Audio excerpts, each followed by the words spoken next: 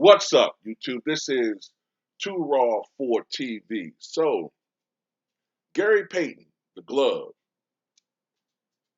I did a video about him recently, right? Talking about how, people who are so called experts out there writing articles saying that Gary Payton made it acceptable for point guards to be great on defense and primarily defensive players, you know, as if we never heard of Slick Watts and Dennis Johnson and Walt Clyde Frazier, Slater Martin. Slater Martin played in the 50s, but Gary Payton, he was the first defensive point guard. And only purely defensive. He didn't score, you know, 21 points a game for a 5 or 6 year span and average 24 points a game in 1999, 2000.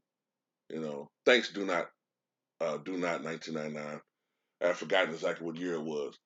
But anyway, Gary Payton, 17-year NBA career, three times NBA Finals, NBA champion with Miami Heat, 1995-96 Defensive Player of the Year winner, 1995-1996 steals leader, 2.85 steals per game that year. How do I remember that? Sometimes some shit just stays embedded in my fucking head. Um, he was asked by Vlad TV who he thought the GOAT was. And he surprisingly, to me, said that he thought it was Wilt Chamberlain. He said, quote,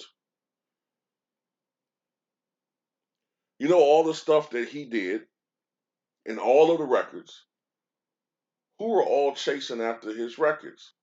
It's all his records. Everybody chasing out there and breaking his records. I don't see nobody else chasing after one guy breaking records. I see all Wilt Chamberlain records getting broken.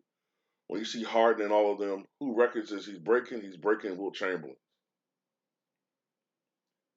So I guess what he's talking about is DeMar DeRozan. Well, DeMar DeRozan just broke a record set by Wilt Chamberlain. James Harden set a long-time scoring mark, which was previously held by Wilt Chamberlain. Wilt Chamberlain, Wilt Chamberlain, Wilt Chamberlain, Wilt Chamberlain, Wilt Chamberlain, Wilt Chamberlain. And the way that the mainstream media try to explain Wilt, they try to put him in his own box. Like, well, look, Wilt is Wilt. He played in an era. You can't put him with the other guy. Why not? When did we start doing that? Is it because those guys don't feel comfortable debating that era because they don't know shit about that era? The thing about it to me is you don't have to agree that he's the GOAT. But the thing about it to me is he was able to do what he did, despite the fact that with the Philadelphia Warriors, teams pretty much just game plan to stop him. But that stage of his career, they weren't really concerned about Paul Arizin anymore. Not by 1961, 62. Maybe 1955, 56, 57, but not by that time. Tom Gola was not that level player anymore. Guy Rogers was a pass first point guard. Their primary their primary target, every team when they played against the Philadelphia Warriors, was to stop Wilt Chamberlain. Now, I would say by the mm, fifth year he was there, the team started getting better. But the first 3, 4 years, it was Wilt Chamberlain. During that time period, he averaged, I believe, something along the lines of over 40 points a game during that first 4 years. Boston, you had so many weapons to worry about. You had to worry about Bill Russell's defense, his passing ability, yes. He could score on occasion. Not going to make him out like he's Yinka Dare. But you had to worry about so many weapons. You had to worry about Bob Cousy, his scoring ability, his playmaking. You had to worry about Bill Sharman, his scoring, his shooting ability. You had to worry about Sam Jones, his scoring, his shooting ability. You had to worry about Tom Heinsohn, his scoring ability.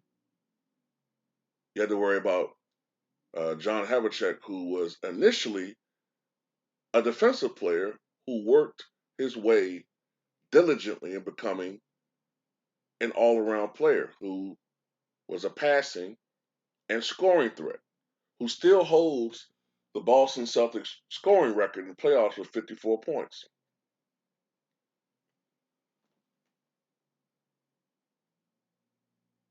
So you had so many things you had to worry about with Boston. Not so much with the Sixers at first. I mean, the Warriors at first. Um, and the records. There's still so many records that aren't going to be broken. No one's going to average 50 points a game. No one's going to average 27 rebounds a game. No one's going to grab 55 rebounds a game. You know, Lord, if they counted blocks, we can only dream of what the record really is. It was recorded that he had 28 blocks or something like that in the game against the Pistons. Shit like that's never going to happen again.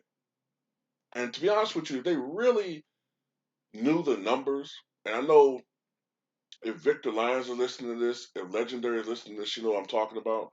If they really knew his all around numbers, if they had tracked steals and blocks at that time, you can only imagine how many triple doubles Wilt would have if they actually knew the numbers.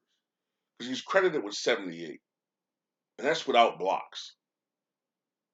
That's purely on